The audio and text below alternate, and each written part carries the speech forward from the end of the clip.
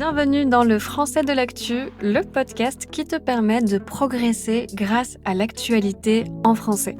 Je m'appelle Marianne et je suis professeure de français langue étrangère pour les niveaux intermédiaires et avancés. Pour suivre cet épisode dans de bonnes conditions, télécharge la transcription qui est gratuite et rejoins l'espace abonné pour plus d'activités. Tu trouveras toutes les infos dans la description.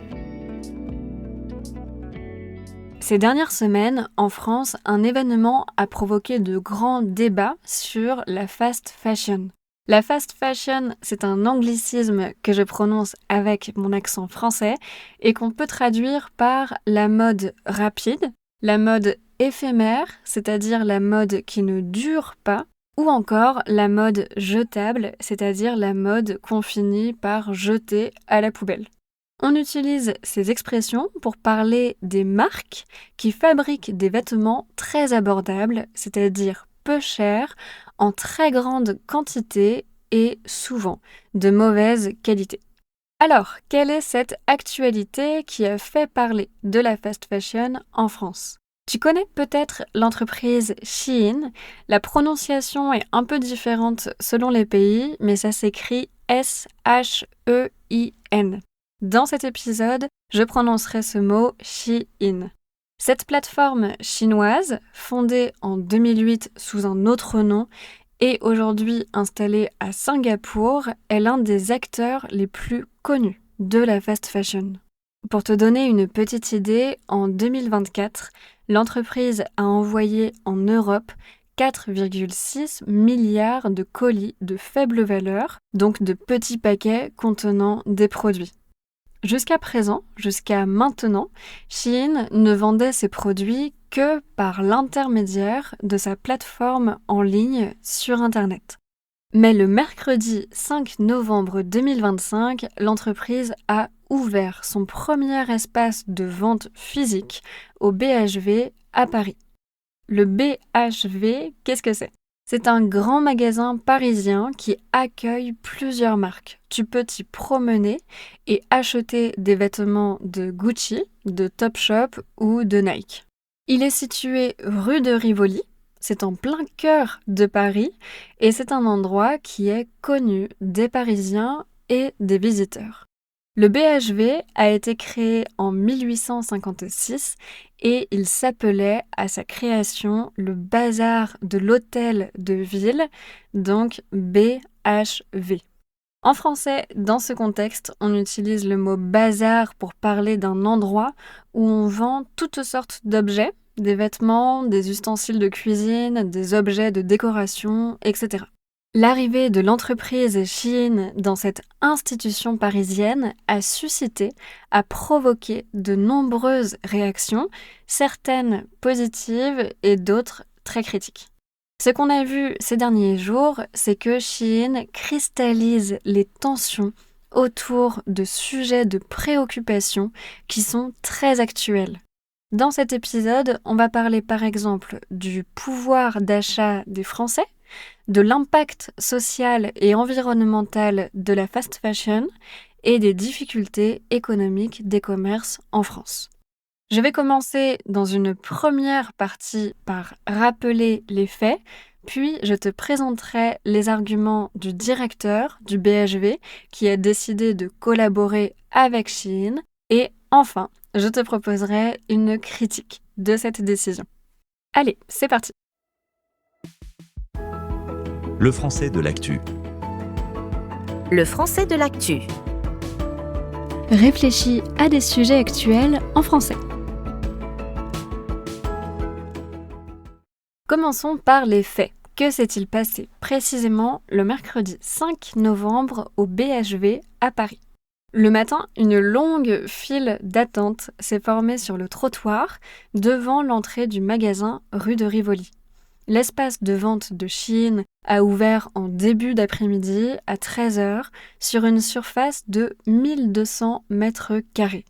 D'après le directeur du BHV, cet espace a accueilli 50 000 visiteurs, 50 000 clients en 5 jours. Pourtant, l'arrivée de Shein n'a pas plu à tout le monde, n'a pas satisfait tout le monde.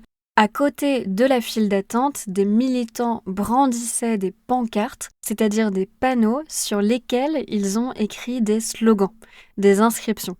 Ces slogans dénonçaient l'impact environnemental désastreux de Shein, les mauvaises conditions de travail des personnes qui fabriquent les vêtements et, plus récemment, la vente de produits illégaux et choquants sur la plateforme comme des armes ou des poupées sexuelles représentant des enfants. Face à la polémique, c'est-à-dire face à ce débat violent et vif, l'équipe du BHV défend son choix d'accueillir Shein dans le magasin. Alors, quels sont leurs arguments et est-ce qu'ils sont justifiés? C'est ce qu'on va découvrir dans la suite de l'épisode.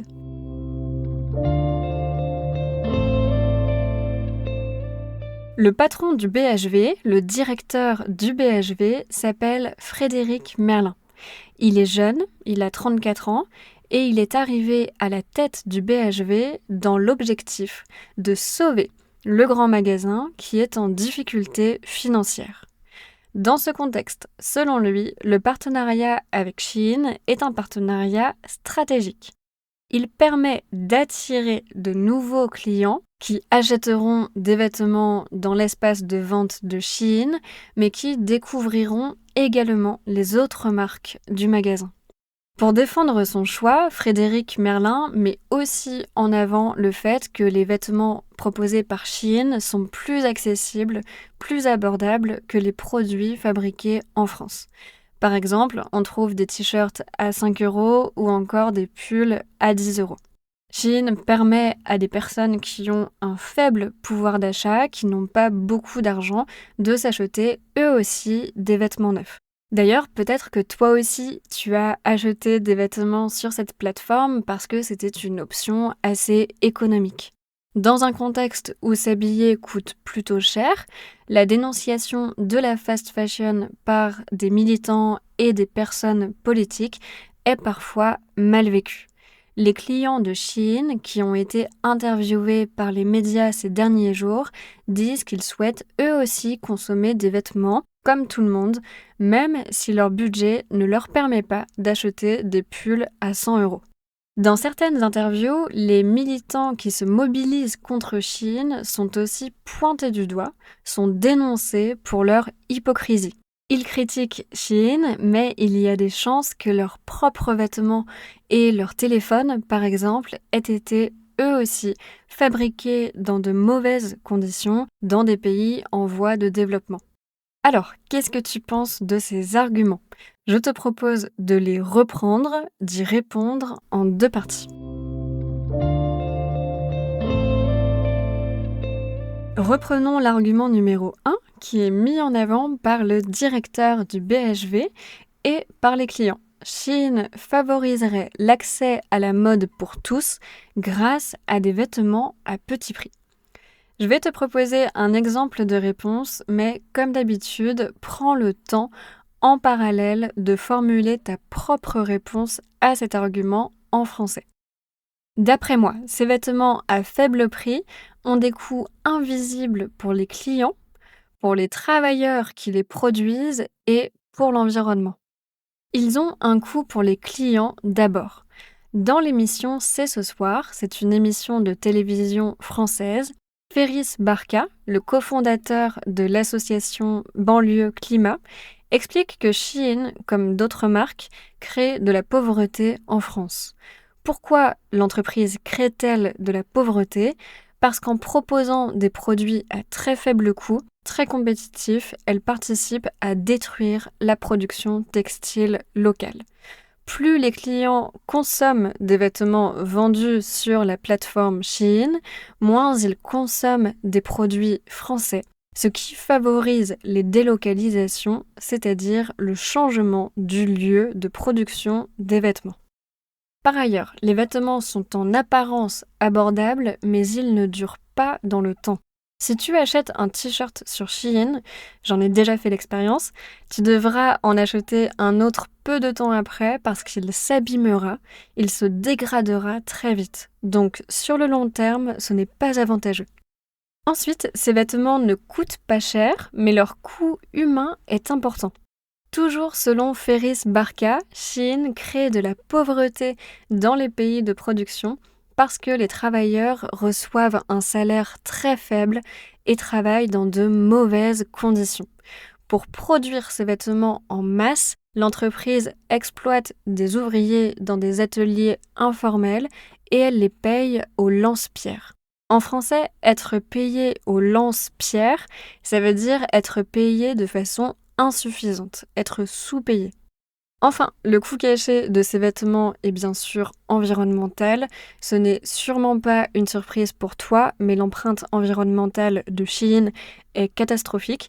L'entreprise pollue pour différentes raisons. Elle pollue parce qu'elle utilise des matières synthétiques pour ses vêtements, parce qu'elle les produit en quantité astronomique, parce qu'ils ne sont pas faits pour durer et parce qu'ils sont envoyés à l'autre bout de la planète. Or, en France, on ne manque pas de vêtements. Selon une enquête de l'ADEME en 2025, l'ADEME c'est une agence publique, 44% des Français ont dans leur placard des vêtements qu'ils n'ont jamais portés. Pour conclure, le faible prix des vêtements achetés sur Shein cache en réalité de nombreux coûts invisibles au moment de l'achat et qui ont pourtant des conséquences individuelles et collectives. Cependant, il est utile de rappeler que Shein est l'exemple le plus caricatural d'un système qui est plus global. Beaucoup de marques vendent en très grand nombre des vêtements de mauvaise qualité qui ont été fabriqués dans de mauvaises conditions. Je trouve le débat actuel intéressant, surtout parce qu'il nous pousse tous à nous interroger sur notre propre rapport à la consommation de vêtements. Est-ce qu'on prend assez soin de nos vêtements? Est-ce qu'on les porte au quotidien? Et est-ce qu'on a vraiment besoin d'en acheter de nouveaux? L'argument numéro 2 qui nous intéresse concerne le BHV. Selon Frédéric Merlin, le directeur du BHV, l'arrivée de Shein pourrait sauver le grand magasin parisien qui est en difficulté financière. Alors, est-ce que c'est un bon argument? Eh bien, pas vraiment. Cet argument est fragilisé par le départ de marques françaises comme Audage, le slip français ou encore la créatrice de mode Agnès B, qui ont tous dénoncé l'arrivée de Shein.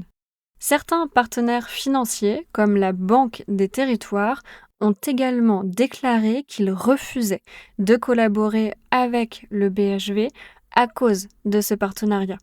Le grand magasin fait donc face à une crise de confiance importante qui a été renforcée par la polémique la plus récente concernant Shein. On a découvert à la fin du mois d'octobre qu'il était possible d'acheter des produits illégaux comme des armes ou des poupées sexuelles représentant des enfants sur la marketplace de Shein.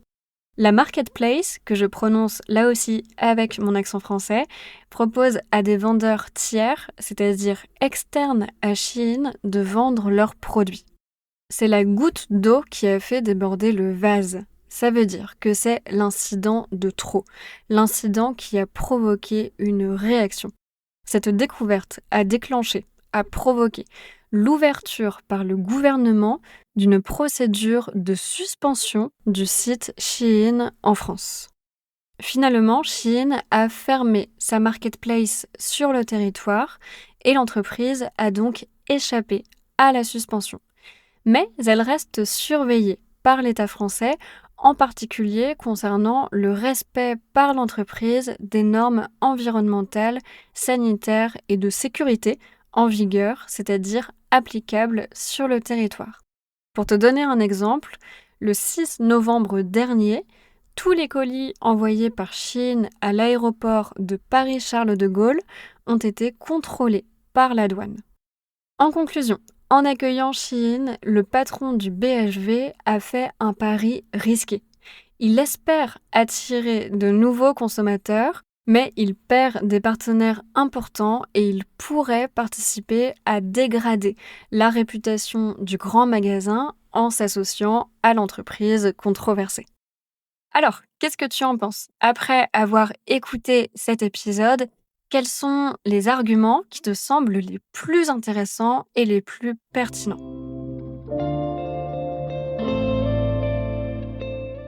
C'est déjà la fin. Je te remercie d'avoir écouté cet épisode jusqu'au bout et j'espère qu'il t'a plu. Si c'est le cas, n'oublie pas de le noter sur les différentes plateformes et de me laisser un commentaire pour me dire ce que tu en as pensé. Ça m'est très utile. Cette semaine, dans le club du podcast, tu trouveras comme d'habitude 2 quiz, le détail du vocabulaire de niveau avancé et une activité sur la dernière campagne de communication de Shein en France. Pour t'inscrire, c'est simple, clique sur le lien qui est en description. On se retrouve dans 2 semaines pour un nouvel épisode du podcast. À très bientôt!